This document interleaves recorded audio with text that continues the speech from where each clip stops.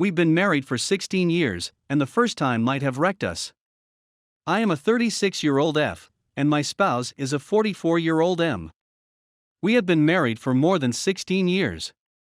Our relationship was okay, with the usual ups and downs. There was no history of infidelity in 16 years, simply periodic squabbles about whether one of us was flirting or getting too close to someone of the other. I did have some worries about whether or not he was having an affair at one time, but we worked through it. I suffer from severe depression, anxiety, and PTSD as a result of my parents' physical and abuse, as well as assault when I was 14 by a boyfriend's father in his 60s. My anxiousness may get the better of me at times. I overthink things, but I'm working on it in therapy. We have 2 kids, ages 4 and 6. I remain at home while he works. We have some friends that come over from time to time, another couple who are unmarried, but have been together for about 7 years, and have a 4-year-old child as well. On weekends, we bring the kids together to play outdoors, since they live quite near to us, on the same street. They usually gather and sit around with us while the kids play. When the kids go to bed early, my husband and I remain up late drinking beer or wine and watching TV. We do this on various weekends, either alone or with another couple. We've had a couple too many drinks in the past and ended up being ridiculous, such as singing loudly, laughing about, and dancing together. She's kissed me a few of times, and I've let it happen, and we've laughed about it. I'm not, and I didn't experience any specific sentiments towards women. It was just a kiss, and I didn't enjoy it or dislike it. My spouse saw and didn't seem to mind, instead, he laughed and joked about it. Her lover didn't notice, but when she told him, he became envious or called her a cheater. One night, when my husband and I were drinking beers and watching TV, I saw he was texting. He claims to be messaging his coworkers. I felt like a shot of tequila, so we each took one. He sends a picture of the tequila bottle and beer to his friends. After a few moments, he requests another shot and we oblige. Then our pal appears, but she is alone. She claims her partner fell asleep while we were getting shots. I'm assuming he texted her since I didn't. We do another 2 or 3 shots and a couple more beers with her. We began watching music videos and she wants to dance with me, so I comply and she kisses me again, but this time we're kissing. Husband joins us, and at his suggestion, we end up heading to the bedroom together. It didn't bother me. This might be entertaining, I reasoned. We hadn't discussed a perspective, so there were no rules or anything of the kind. It's not like a scheduled event where everyone can negotiate which lines should not be crossed and so on. This simply kind of occurred. I recall going to the room and his assisting both of us in undressing. We had only just started kissing. Husband enters me first with no condom, as is customary for us. He walks in and out a few times before approaching her. He continues to have solely with her. He goes away for a bit, then returns, and I suppose in my intoxicated head, it's my time now. He resumes having with her. At this point, I'm beginning to realize what's going on. I'm standing there watching while they have in front of me. I lay there half-conscious, wondering whether this was all real. He pulls all the same tactics on someone else as he does on me. And then he finishes somewhere I'm not sure where since it was dark. He drives her home, and I remain puking my guts out, wishing I hadn't overdone it. We went to bed when there was nothing left in my stomach. I wake up a few of hours later, I can't sleep, I'm waking up, and I'm recalling what just occurred. I felt like my spouse had remembered to do all of the tiny bedtime procedures that we conduct before going to bed. At that time, I realized he wasn't too inebriated. I feel like I rolled out the red carpet for him, and he simply went into with her as I waited and laid there. I did express my thoughts to him, telling him how I felt left out as a spectator, and he felt horrible about it and apologized. I inquired as to why. I told him how it made me feel inadequate, as if I'm not good enough, as if I'm undesired, and how it destroyed my self-esteem. He said that he would be honest, and that the sole reason he did so was because it felt different and fresh with her. Now I'm left feeling like a discarded item. I'm left wondering whether he'll keep looking for that new and different sensation. I can't look at him because I remember what he looked like while he was having with her. I can't even look at him or speak to him because it still stings and I feel betrayed. Is it okay for me to feel betrayed? I mean, I granted consent when we all climbed into bed together, and I didn't attempt to stop it. I was honestly waiting for my time, but it never arrived. Then, after he was done with her, I could still hear him groaning and see his face. It suffocates me. I'm at a loss on what to do or where to go from here. Couples counseling or even simply therapy for myself on this problem would be obvious options. However, I need to know whether or not this is survivable. I'm also in a lot of pain, and I'm not sure how to bring it up in therapy if I ever go back. My therapist has gone missing as a result of the COVID epidemic. I feel as if I have no one to speak to, and I'm at a loss on what to do. It's been 2 days after it occurred, and he was apologetic yesterday. Today, though, he became enraged since I ended up sleeping on the sofa. I told him I would, but changed my mind when he said please and vowed not to do anything with me until I was ready. I lay there, unable to sleep, repeating the event, overthinking it, wanting to weep but unable to do so since he was already asleep. After approximately 2 hours, I went to the sofa and wept for about an hour. He became enraged when he saw I had fallen asleep on the sofa. At this point, I'm also upset and enraged as a result of his behavior. Especially when I discovered he wasn't so intoxicated that he forgot I was there. He purposefully determined that since it felt fresh and different with her, he would simply do it. He's been at home all day, but hasn't done anything. Not assisting children with their schoolwork. I've been unable to look at him or communicate with him. He's upset with me. I'm at a loss on what to do next. Nothing can take away my recollection of what transpired. I'm capable of forgiving, but how will I forget? Is it possible for me to forgive if I can't forget? Please assist. Please contact me. Please direct message me. Please leave a remark. I'm like a sliver of my previous self. Update. Thank you for your suggestions, encouragement, comments, and messages. See the link for the initial post, or search for the same title without an update. After pondering a lot of what I had read, I decided to dig into what was going on further. Not only that, but my instincts told me he was lying. Before things blew out, we had a lot of excellent conversations. The majority of you will be taken aback by this news. I worked so hard to respond to messages yesterday and the day before, and I must have answered to you quickly because everything has changed. My objective was to write a piece with more information. I took some flack for refusing to inform her partner. My husband and I were on the mend at the time, and I wanted to stay on that road because I felt I had some responsibility, even if it was little. Reason 1, I didn't want to notify her partner about what happened since, according to her, he physically and emotionally abuses her. She's told me about it multiple times and shown me injuries, but she refuses to assist. He is also belligerent at times and serves in the military while suffering from PTSD. He is envious of her and has little faith in her. The majority of the time, they dispute over something she did to make him envious or something she's done in the past. We used to communicate as friends, and she'd say he's simply insane. Reason 2, we are all residents in a rental community. There's a lot of coming and going. Also, we live near a military installation and many military families, including them, rent here. He'll be getting a new contract shortly, and they'll be moving in a few months. I didn't see the purpose in potentially worsening the issue, although at the time, I didn't know the truth, or how far the manipulations and falsehoods had gone. When we were attempting to patch things, I had the impression that he was lying, and I had no idea what had occurred. I began poking holes in his claims, and he would patch them up, and I kind of believed him, but not really. I requested to look at his phone, and he handed it to me. He stood there staring at me while I flipped through the pages, which gave me a strange sensation. I could see he was anxious. As I go through a very long history of messaging back and forth, I come across some strange text messages.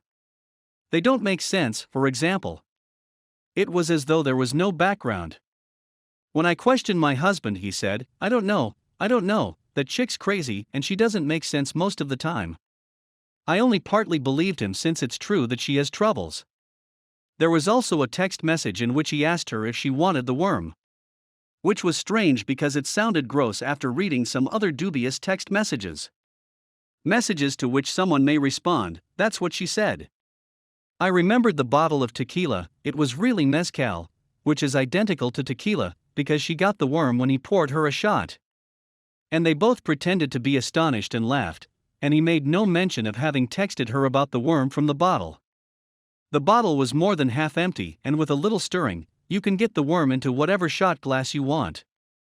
I decided to put something to the test while waiting to pick up the kids from school. I texted her that I needed to talk to her, and that I needed to clear some things up from that night. I was hoping she'd contact him straight away, and he'd have it on his phone.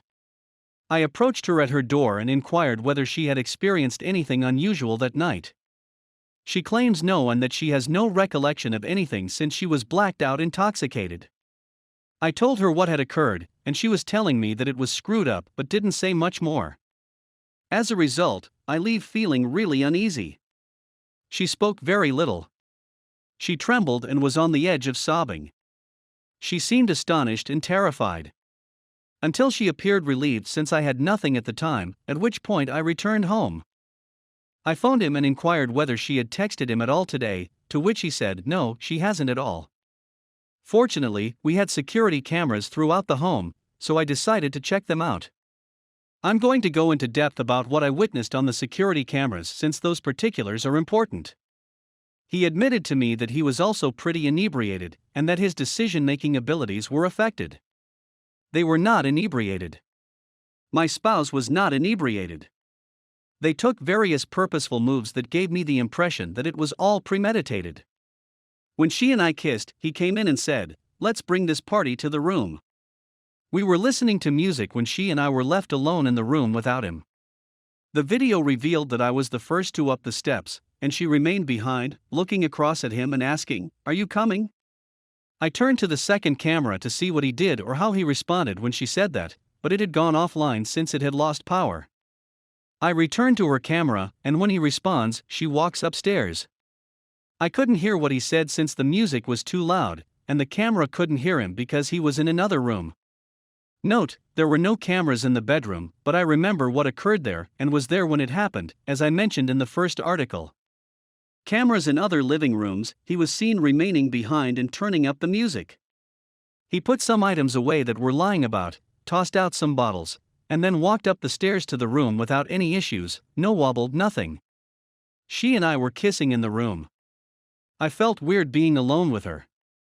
I was relieved when he arrived. But as I already said, it became simply them as I lay there forgotten. I was inebriated and waited for my time, which never arrived.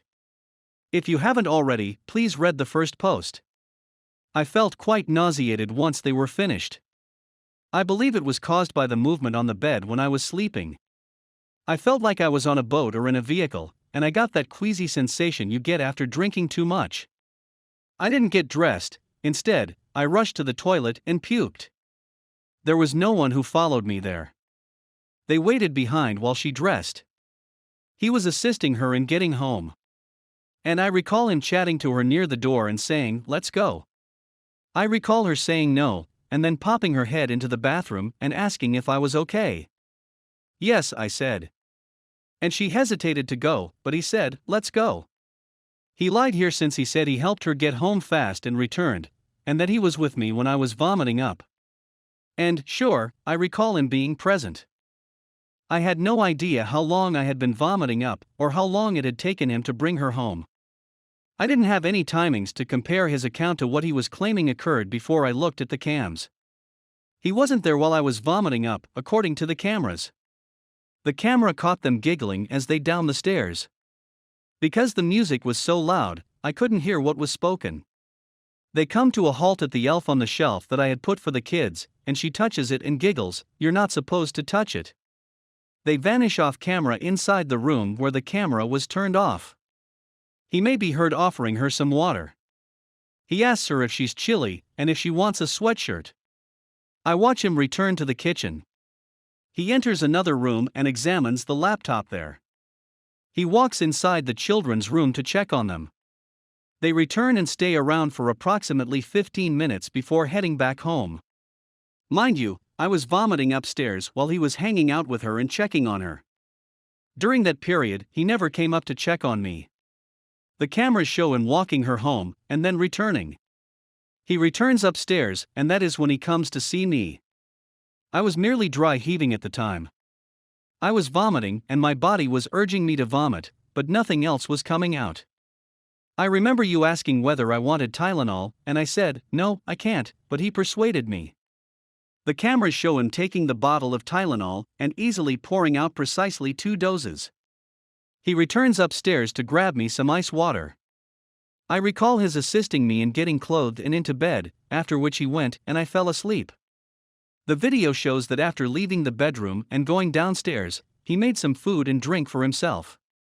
He eats it, shuts out the lights, charges everything so the home alarm goes off, double-checks the doors are closed, and returns upstairs. I was heartbroken to see all of it since he had left me alone when I was throwing up. I realized they weren't inebriated. They may have been inebriated, but they understood exactly what they were doing. At this time, I decided to go through his text messages on our mobile phone account. I had trouble accessing our mobile phone provider's website since I had never had to log in and monitor phone use. So I called customer support, and he was the major person on the phone, and they were giving him reset codes and other things that I required from him. He seemed uncomfortable and asked what was going on. I told him I was attempting to resolve a mobile network phone problem that I was experiencing. I was eventually able to see the logs, and it's too early to view the text logs for the previous several weeks, but the text logs that were there showed them messaging on a regular basis. The text logs ranged in length from a few pages to several pages. When I glanced at his phone, there were a lot of messages, but they weren't as comprehensive as the phone bill indicated. I choose a few occasions when the SMS exchanges last for hours.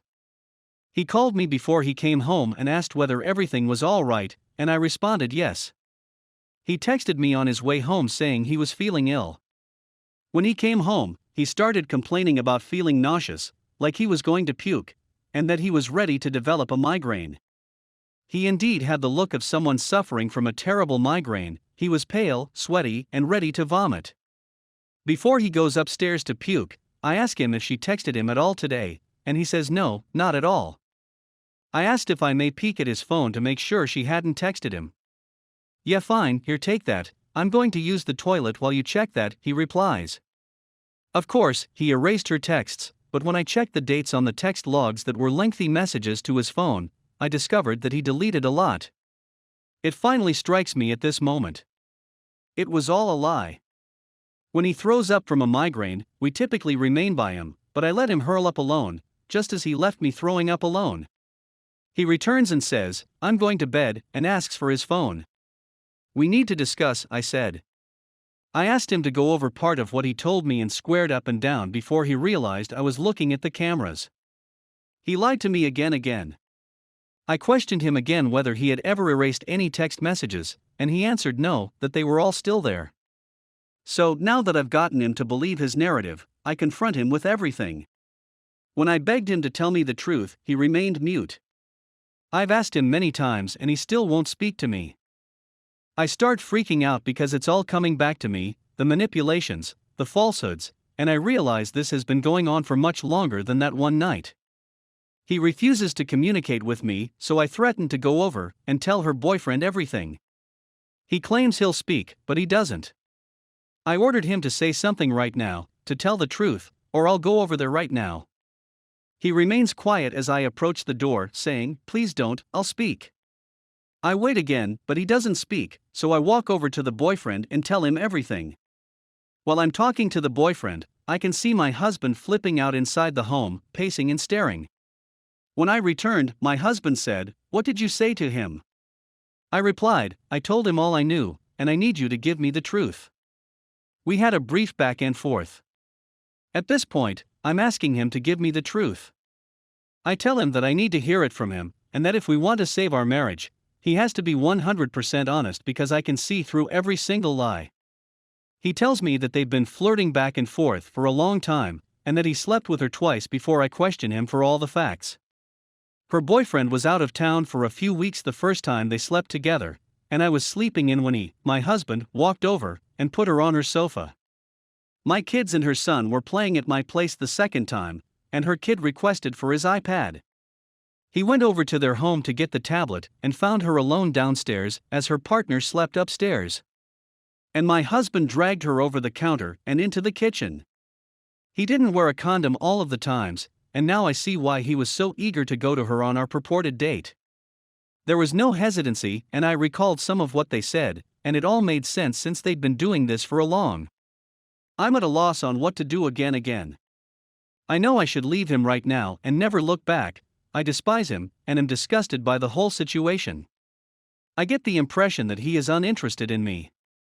He begs me to remain, begs me not to leave him because he loves me. He claims he's an idiot and has no idea why he did it. He simply wanted to be with her, and with all the flirting tensions had built up, and when they got a chance, they took it. He claims that a few months passed between the first and second occurrences because they both felt it was wrong and that it couldn't happen again. But then it happened. And the third time happened around 2 weeks after the second. I'm afraid that everyone will find out what occurred. He purposefully placed her in front of me while I lay there inebriated. He managed to get me intoxicated. I just wanted one shot, but he insisted on more. He left me alone as he attended to her. He ate a lunch in front of me after she had finished her supper. He felt no remorse until he was arrested. Why do I still have feelings for him? What am I doing here? I don't have someone to speak to. I'm at a loss on what to do next. I'm devastated since my oldest picked up on some of the tension when I confronted him and saw me weeping outdoors. The kids were in their rooms, but when they returned for water, they saw something was awry. I didn't want them to see me sobbing, so I went outside and said, "I'll be right back." My husband claims he went upstairs to get them their water bottles and broke down when my kid inquired if we were going to abandon him. My kid was sobbing alongside his father since he had never seen his father cry before, and my little one was simply standing there startled. He managed to get them both into bed and sleeping. I was devastated when he told me what had occurred. My youngster honestly begged his father not to divorce us.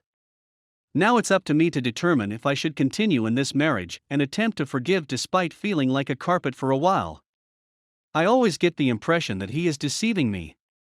I'm always mistrusting him, when previously he had my whole faith, and I didn't have a single anxiety. If I remain, I'll be like this for who knows how long. Then, when we've healed and it's been put on the back burner for a while, he may do it again. He could be more cautious now since he doesn't want to be reckless again and be caught. And this can't possibly employ an either? After 16 years with me, he's become used to without using a condom. So I think I'll have a chance to get a STI? How am I going to stay? A part of me wishes I could be the relationship that can be salvaged after this. Part of me thinks that we can make it work. But I despise myself for thinking that. And if I decide to divorce, I will be tearing the family apart. I told him he's a terrific father and that we'd split custody, but he insists on having his family together, with me and them. So if I leave, if we divorce, the kids will be subjected to it. My kid has special needs and requires a great deal of assistance and care. Now that I have to return to work, he will not get the care he needs. In the midst of this epidemic, I would need to locate daycare. I would need to locate work, and it would have to be from home since I have an immune system issue. I'm having to abandon my master's degree when it's just halfway done. I will be blamed, even if incorrectly, for not remaining and attempting to make things work. I'll be blamed for whatever happens as a result of this divorce in the future. We were putting money aside for our dream home, trying to save for a comfortable retirement. We worked well together. Now I have to make a decision, and I have no idea what to do. And I'm asking online strangers for assistance since I don't have anybody else. How can I approach someone I know for assistance without a slew of people finding out? And what would people think of me if I remain and they find out? I can't believe he put someone in our bed on purpose as I laid there watching him. I can see his face, I can see hers, I can see and hear everything. He attempted to seduce her. He rested her leg on his shoulder in the manner I like. He did the things I like doing to her. He did this while I was sleeping. and then proceeded as if nothing had happened. FML, he pretended to be apologetic for leaving me out, then lied and claimed he got carried away. He hadn't been completely apprehended yet, so he lied and reassured me despite the fact that he had already been here for some time. Please accept my apologies for any errors in the text. I did this entirely with voice to text, with the rest written. I'm unable to go back and reread. I hope I made myself clear. Please provide me useful responses or direct messages. I need assistance. Personal encounters as well as assistance. I'm in a state of astonishment, rage, and outbursts of tears. I was able to contact my therapist, and I will see her in a few days. Edit. I informed her partner after he admitted to cheating on her multiple times. I couldn't stand the falsehoods and the fact that he was caught up in her lies, and had no idea what was going on. As a result, I told him edit in one phrase, I used the word spouse instead of boyfriend. They tell people they are married, but I discovered after getting to know them that they aren't. It's a bad habit. She is wearing a ring. I had to fix this and add an edit because apparently this is causing a few people to claim that everything is a lie. I don't have the patience to argue about my nightmare. And if anyone comes across my copied story, please let me know how it ends.